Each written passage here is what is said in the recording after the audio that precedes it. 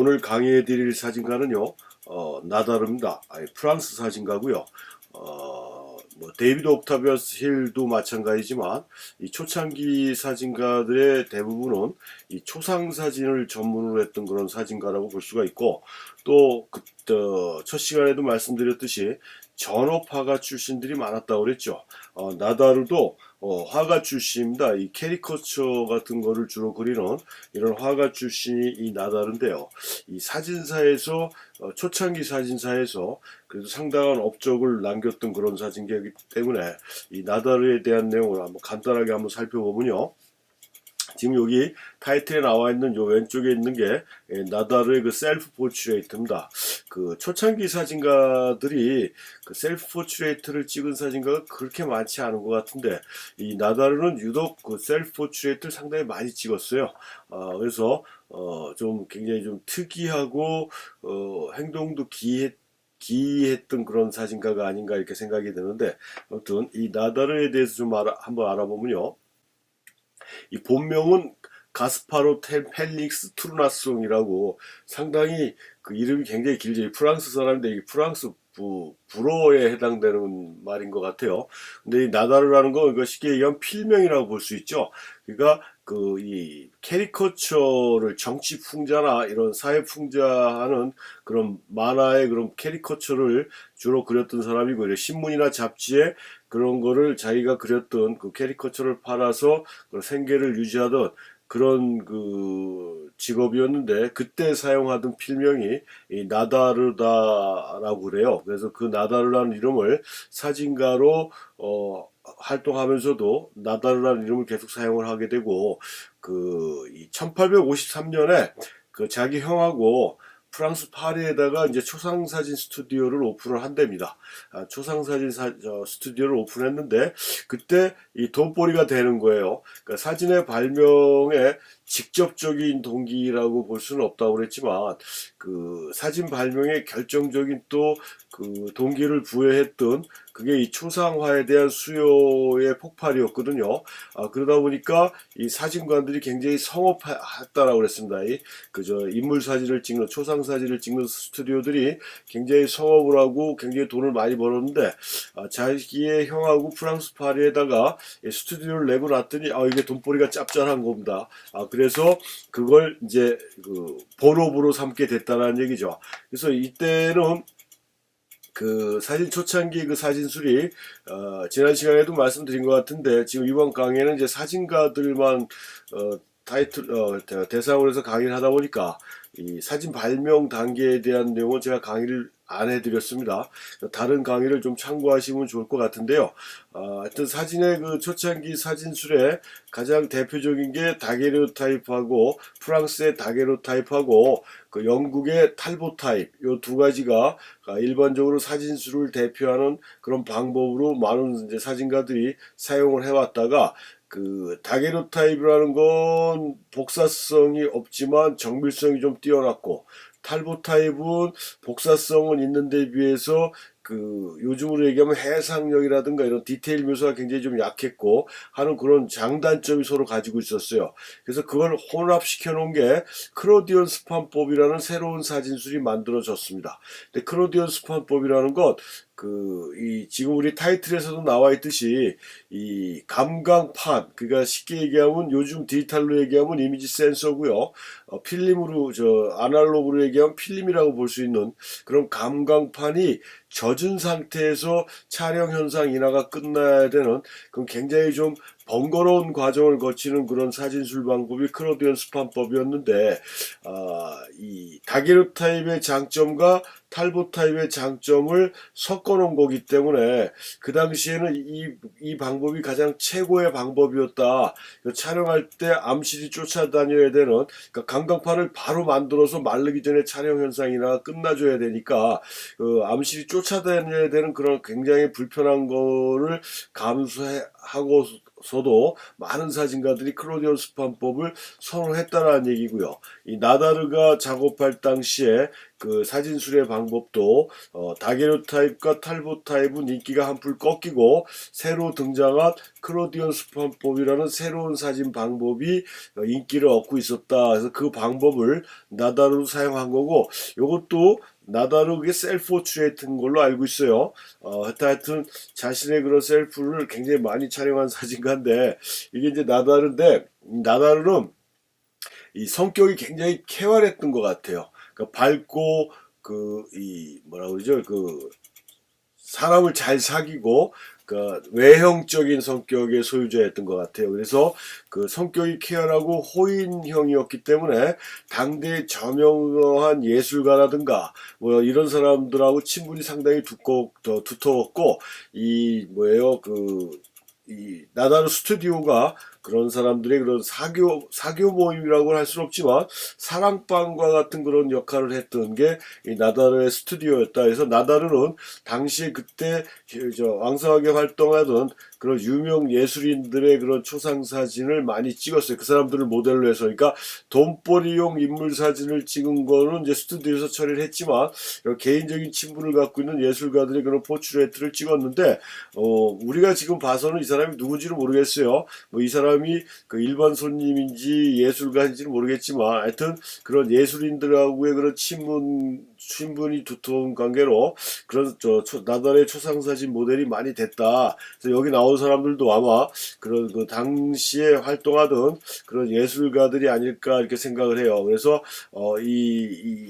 지난 시간에 봤던 데이비드 옥타비아스 힐하고 그렇게 많은 시간적인 차이는 없는데도 불구하고 이 사진 상태의 그런 퀄리티가 굉장히 좀 훨씬 더 정밀해졌죠. 그리고 또 데이비드 옥타비아스 힐에 비하면은 사진 자체의 그런 포즈라든가 이 콘트라스트라든가 이런 것들이 상당히 더 완성도가 높은 그런 형태의 작업들이다. 이 나다라는 사람이 굉장히 그 감각적인 면이 그 남달랐던 그런 사진가가 이 나다르가 아니었을까라고 생각을 합니다. 물론 이 사람도 화가 출신이었기 때문에 그럴 수도 있겠고요. 또 이렇게 그림자에 반영된 모습을 포함한 인물 사진 같은 이런 형태의 아주 참신한 그런 시각적인 완성도를 보여줬던, 그래서 이 나다르는 그 자연스러운 포즈로 아무것도 없는 배경에서 그 인물 사진이 촬영한 인물 사진이 굉장히 상당히 뛰어난 그런 평가를 받고 있고요.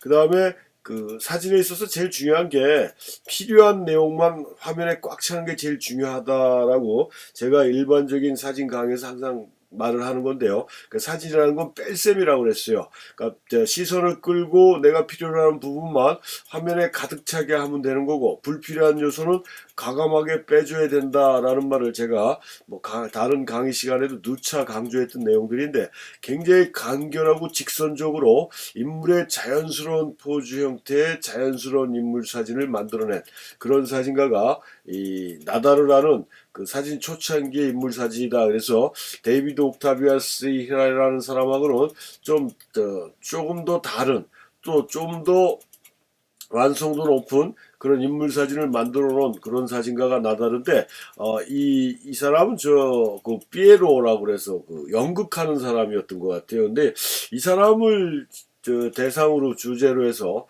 굉장히 많은 사진을 또 나다르가 찍었습니다. 다양한 포즈, 다양한 표정, 뭐 이런 걸 가지고 이 스스로 연출시킨 이런 또 시리즈 사진도 많이 작업했던 그런 사진가가 이 나다르라고 이렇게 볼 수가 있고요. 이 나다르 스튜디오는 굉장히 그 현대화된 시스템으로 운영을 했던 것 같아요. 여기 보면 나다르는 사진관에서 그 많은 직원들이 있었던 것 같습니다. 굉장히 그 장사가 잘 됐던 그런 사진관이었는데 분업 체계로 일을 진행을 했다라는 거예요. 그래서 뭐 촬영하는 사람 따로 있고, 암실 작업하는 사람 따로 있고, 또 작업해서 그 요즘으로 얘기하면 후보정이죠.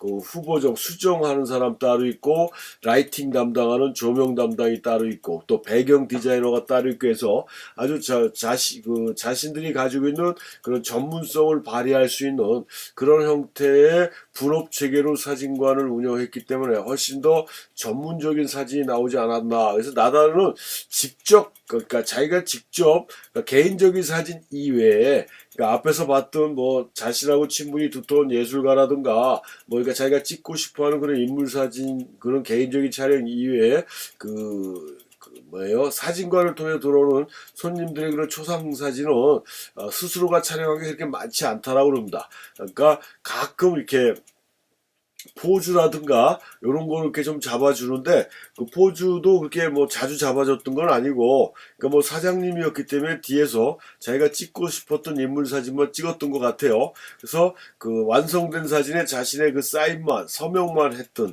그러니까 완전히 그 사장님이죠. 결제만 하는 거니까 그런 형태로 작업을 했다. 그러니까 자기가 운영하던 초상 사진 스튜디오에서는 일반 손님들을 대상으로 한 촬영은 초창기에는 했겠죠.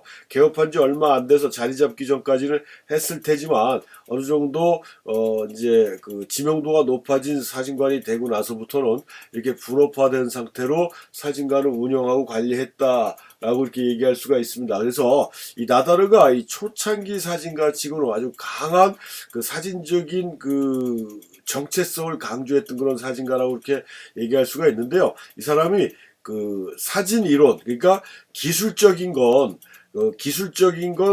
그 단 하루면 익힐 수가 있다.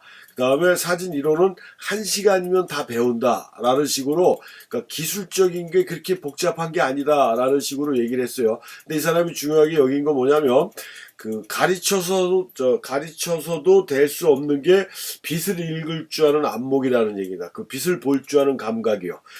제가 사진 이론 다른 강의 시간에도 라이팅에 설명하는 거지만 사진가는 빛을 볼 줄 알아야 되고 빛을 느낄 줄 알아야 된다는 얘기입니다. 그래야 내가 찍는 사진이 어떤 형태로 이루어질 것인지를 미리 예견할 수가 있다라고 그랬는데, 그런 거를 사진 발명 초창기에 초창기 인물 사진가고 초창기의 사진가로서 이런 얘기를 했다라는 거고요.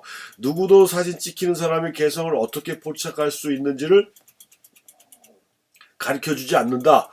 근데 가르쳐줄 수는 있어요. 근데 저 사람은 이렇게 찍어야 된다, 저렇게 찍어야 된다라는 걸 못 가르쳐준다는 얘기죠. 그렇지만 특정한 인물을 어떻게 하면 더 잘 찍을 수 있는지는 가르쳐줄 수 있다는 얘기고, 나다르가 지금 얘기하는 건 그 특정한 인물, 그 사람에 대해서 이건 이렇게 찍어라 저건 저렇게 찍어라라고 하는 그런 거는 가르쳐줄 수 없다라는 거고, 그런 사람들을 제대로 잘 찍기 위해서는 인물의 내면까지 사진에 담아내려면 그 인물에 대한 정신세계로 뛰어들어가야 된다는 건 뭐냐면, 제가 항상 모든 강의 시간에 강조하는 거지만 세계적으로 유명한 사진가, 그 다음에 우리가 오늘 두 번째 사진가를 배우고 있지만 앞으로 계속 배울 사진가들의 공통점 하나가 딱 있다라고 그랬습니다. 그게 뭐냐면 내가 찍고자 하는 대상에 대해서 얼마만큼 많이 알고 있느냐는 얘기거든요. 그게 인물사진이든 풍경사진이든 뭐 보도사진이든 상관이 없습니다.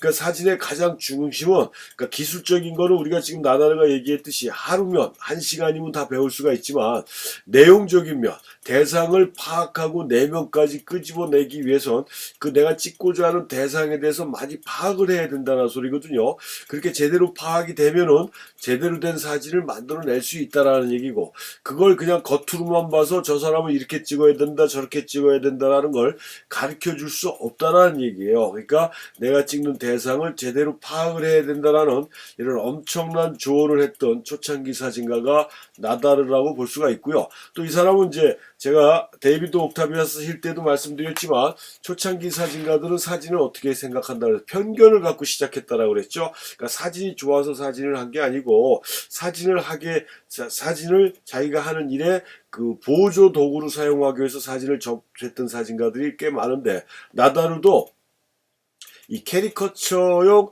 자료 사진 목적으로 사진을 처음에 시작을 했다가 사진이 좀 더 재밌는 것 같고 그 돈벌이가 그렇게 잘 안 되니까 돈 좀 벌으면서 내가 그리고자 하는 그림을 그려야 되겠다는 생각으로 스튜디오를 시작했는데 의외로 돈벌이도 되고 경제적으로 안정적인 그 상황을 만들어 주니까 스튜디오 사진에 이제 몰입을 한 거고, 몰입을 하다 보고 자기가 좋아하는 사진과 자기하고 친한 그 예술가들을 사진에 포트레이트를 찍다 보니까 사진에 또 그림하고 다른 독특한 매력에 빠졌던 거고요. 그렇게 작업을 하다 보니까 사진도 그림에 못지않은 그런 그 시각의 완성도를 높일 수 있고 예술의 극치까지 올릴 수 있다라는 자신감이 생긴 거고, 그래서 꼭 사진을 가지고 인물만 찍어야 되겠느냐, 시각의 다양화를 추구해야 되지 않겠느냐라는 생각을 가지고 뭘 처음에 찍기자 인물 사진 위에 뭘 찍냐면요,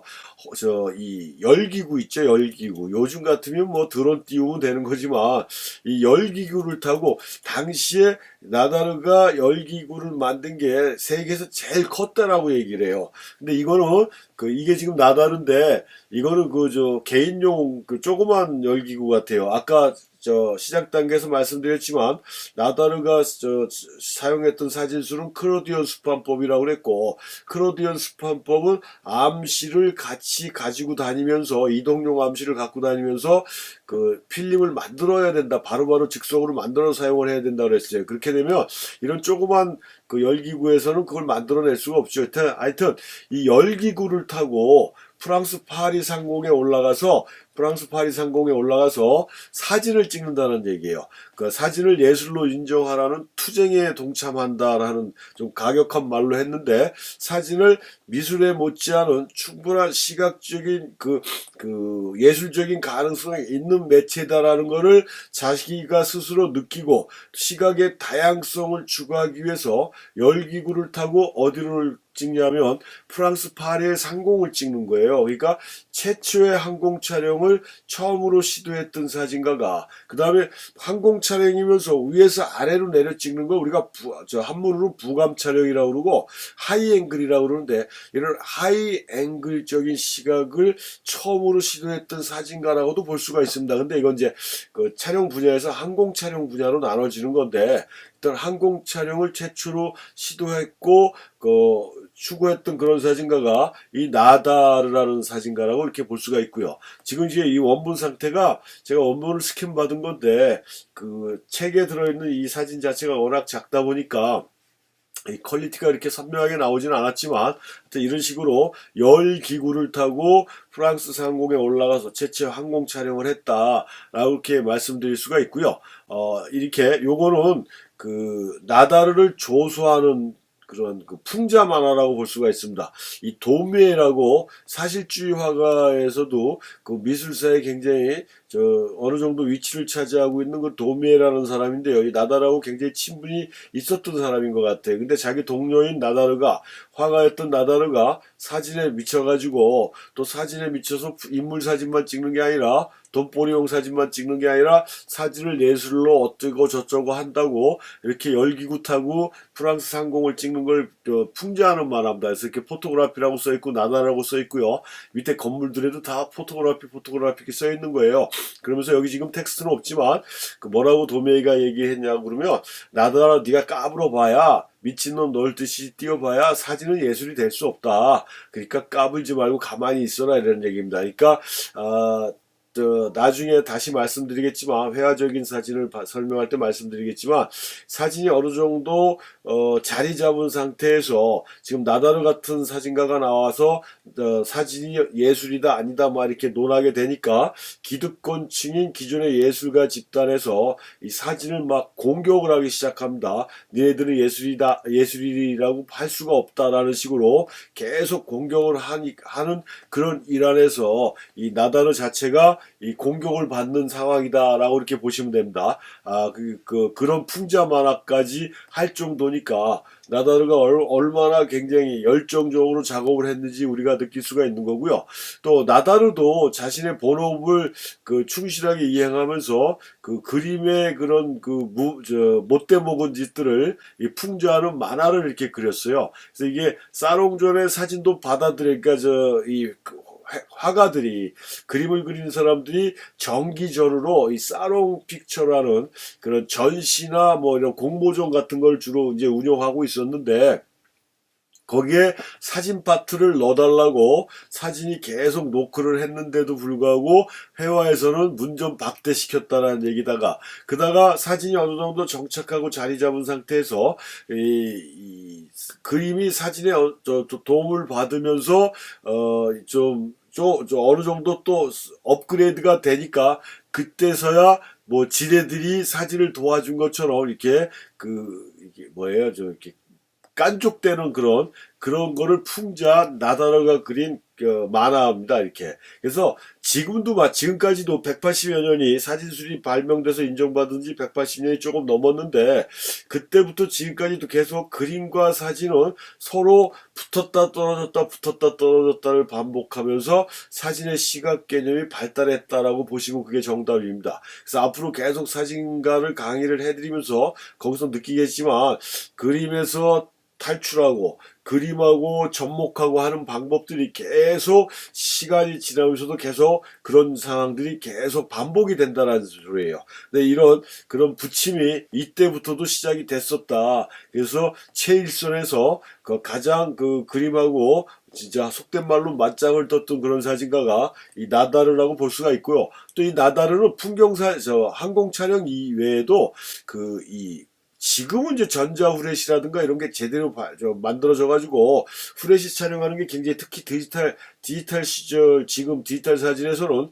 후레시 촬영하는 게 그 아날로그 카메라에 사용하는 것보다 훨씬 더 편리해지고 간편해졌습니다. 근데 요 나다르 시절에는 그런 인공 강원이 별도로 만들어진 게 없어요. 마그네슘 파우더라고 그래서 불꽃이 빵 튀면서 연기나는 요즘은 뭐 그런 영화나 이런 게 없는데 저희가 어렸을 때만 해도 뭐 서부 영화라고 해가지고 미국의 그런 뭐 인디안들하고의 그런 전쟁이라든가 이런 걸 보여주는 영화들이 꽤 많았는데 그 당시에 사진 찍는 그 장면들이 나오면 거기서 제 기억에도 몇 번 봤는데요. 그 불꽃이 팡 튀면서 연기가 나면서 인공광 후레쉬를 쓰는 게 있어요. 그게 마그네슘 파우더라고 제가 알고 있는데 그런 형태의 마그네슘 파우더 형태의 인공광을 스스로 개발해가지고 지하 공동묘지, 그러니까 어떤 면에서 이건 다큐멘터리 형태의 루포르타주라고 볼 수가 있겠죠. 이런 기록적인 형태의 사진도 또 추구했던 그런 사진가가 이 나다르다. 그러니까 지금 뭐 인물 사진은 인물 사진대로, 그 다음에 항공 촬영, 그 다음에 지하 공동묘지의 이런 다큐멘터리 형태의 사진까지 사진의 표현의 영역을 한없이 넓히고자 노력했던 그런 초창기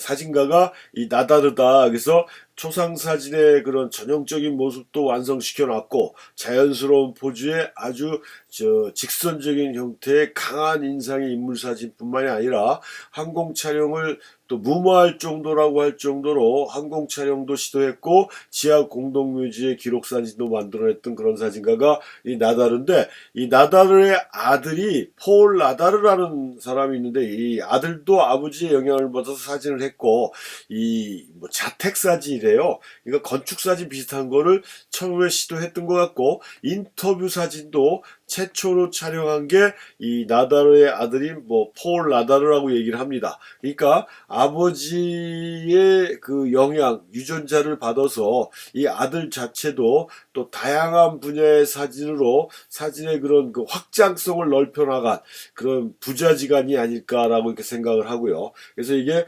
사진의 가장 그 기본적인 틀을 그 데이비드 옥타비아스 힐에 이어서 만들어 놓은 그런 사진가가 이 나다르다. 그러니까 데이비드 옥타비아스는 영국 출신의 사진가고 나다르는 프랑스 출신의 사진가다라고 이렇게 얘기할 수가 있고, 초창기 인물 사진에 그 탄탄한 받침대를 만들어 놓은 그런 사진가를 우리가 나다르라고 말씀드릴 수가 있습니다.